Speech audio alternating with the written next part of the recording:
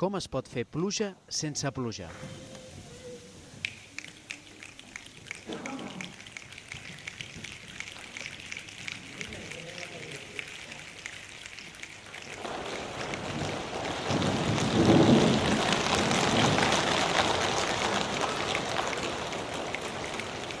La posada en escena d'aquest efecte de so forma part de la meteomúsica, una proposta per acostar als més petits aquestes dues disciplines.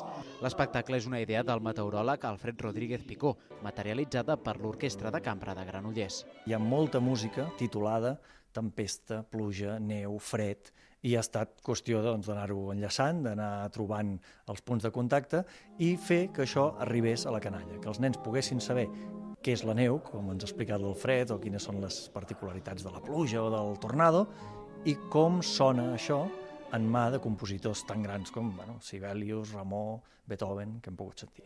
Aquesta sessió amb els més petits a la fila 0 ha estat el preludi del concert per adults.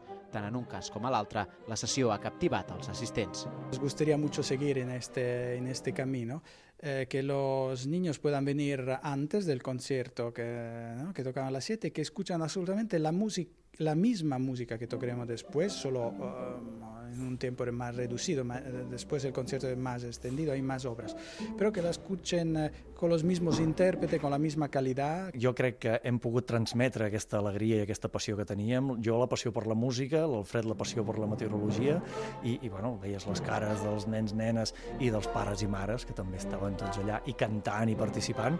Jo estic encantat, tant de bo puguem tornar a fer.